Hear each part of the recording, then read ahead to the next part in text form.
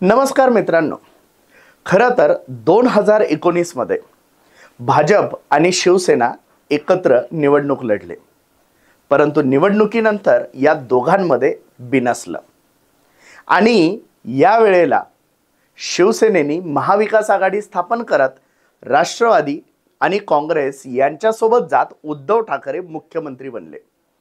2019 मध्ये बनलेले मुख्यमंत्री 2020 मध्येच कोरोना काळ आला आणि याच कोरोना काळामध्ये उद्धव ठाकरे यांनी केलेलं काम, त्यांनी दाखवलेला संयम आणि सुसंस्कृतपणा या दोन गोष्टींमुळे उद्धव ठाकरेंनी सगळ्या जनतेची मन जिंकली।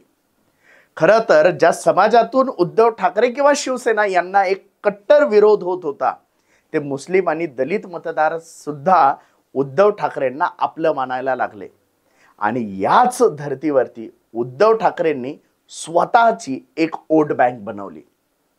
ज्या भाजपला वाटत होतं की बाळासाहेब ठाकरे गेल्यानंतर उद्धव ठाकरे काय करून घेणार आहे, त्या उद्धव ठाकरेंनी भाजपच्या बड्या बड्या नेत्यांना पाणी पाजलं आणि याच उद्धव ठाकरेंनी राष्ट्रवादी काँग्रेस आणि काँग्रेसला सुद्धा स्वतःसोबत एक नवीन उभारी दिली। तर असं लोकांची मनं उद्धव ठाकरे वारंवार जिंकण्यात यशस्वी ठरतात। कुठेतरी उद्धव ठाकरे यांच्या विरुद्ध जे काही कटकारस्थानं रचल्या जात आहेत, ते सगळे हाणून पाडण्यामध्ये उद्धव ठाकरे यशस्वी ठरत आहेत आणि त्याचंच आता उद्धव ठाकरेंनी एक नवीन उदाहरण सेट केलंय। तेच आपल्याला जाणून घ्यायचे या व्हिडिओच्या माध्यमातून। मी डॉक्टर महेश, आपण बघत आहात गोष्ट छोटी पण डोंगरा एवढी। तर मित्रांनो, विधानसभेचं अधिवेशन चालू आहे आणि विधान परिषदेचे विरोधी पक्ष नेते आहेत शिवसेना उद्धव बाळासाहेब ठाकरे गटाचे अंबादास दानवे। खरं तर अंबादास दानवे यांची ओळख एक आक्रमक कार्यकर्ता अशीच आहे। खरं तर अंबादास दानवे हे जास्त संयम बाळगू शकत नाही अशी सुद्धा त्यांची ओळख आहे। खरं तर अंबादास दानवेंचं तोंड आणि हात दोन्हीही चालतात हे अख्ख्या संभाजीनगरला माहिती आहे। तर असे आक्रमक कार्यकर्ते, आक्रमक नेते अंबादास दानवे यांना विरोधी पक्षनेता बनवण्यात आलं आणि अधिवेशन काळामध्ये प्रसाद लाड आणि अंबादास दानवे यांच्यामध्ये तू मैमै झालं आणि शांत बसतील तो शिवसैनिक कसला, आरेला कारे म्हणून उत्तर द्या, ही ताकद हिंदू हृदय सम्राट बाळासाहेब ठाकरेंनी सामान्य शिवसैनिकांमध्ये निर्माण केली। जर समोरचा आपल्या अंगावर येत असेल तर त्याला शिंगावर घ्या, ही शिकवण हिंदू हृदय सम्राट बाळासाहेब ठाकरेंनी दिली आणि ही शिकवण स्वतःच्या डोक्यात आणि मनगटात घेऊन फिरणारा नेता म्हणजे अंबादास दानवे। तर याच अंबादास दानवेंविरुद्ध प्रसाद लाड काहीतरी विधान परिषदेमध्ये बोलत होते आणि यावरती राग अनावर होऊन अंबादास दानवे यांनी शिवीगाळ सुरू केली।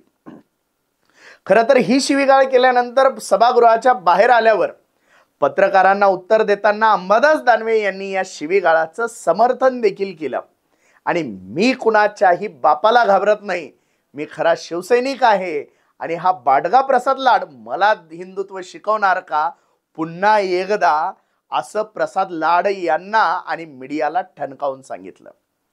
परंतु यातला आक्रमकपणा कितीही बरोबर असला, यातला आक्रमकपणा भाजपच्या विरुद्धचा किती खरा असला तरी त्यामध्ये आलेली शिवी मात्र ही चुकीची होती। आता उद्धव ठाकरे काय करणार असं अवघ्या महाराष्ट्राला वाटायला लागलेलं होतं। आता उद्धव ठाकरेंनी समज द्यावी वगैरे वगैरे वगैरे या गोष्टी सुरू झाल्या आणि उद्धव ठाकरे यांनी मीडिया समोर येऊन जाहीरपणे महाराष्ट्रातील माता भगिनींची माफी मागितली।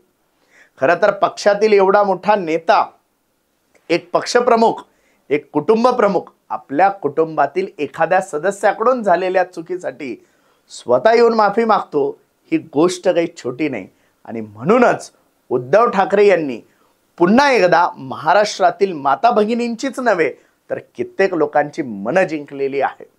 खरं तर आपला कार्यकर्ता, आपला नेता एखादा चुकल्यानंतर पक्षाच्या नेत्याने, पक्षप्रमुखाने त्याबद्दल माफी मागणे, त्याबद्दल दिलगिरी व्यक्त करणे हे महाराष्ट्रासाठीच नव्हे तर अवघ्या भारतासाठी देखील नवीन आहे आणि ती गोष्ट उद्धव ठाकरे यांनी करून दाखवली।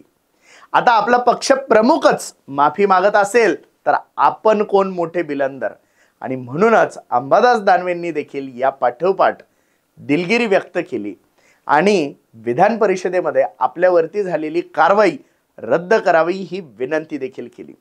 खरं तर आपला पक्ष, आपले नेते आणि आपले कार्यकर्ते हे आपल्या कृतीतून घडवायचे असतात आणि त्याचंच दर्शन यावेळेस उद्धव ठाकरेंनी दिलं. खरं तर महाराष्ट्रातील प्रत्येक सुसंस्कृत नेत्यांनी हीच वागणूक आपल्या कार्यकर्त्यांना, नेत्यांना द्यायला हवी.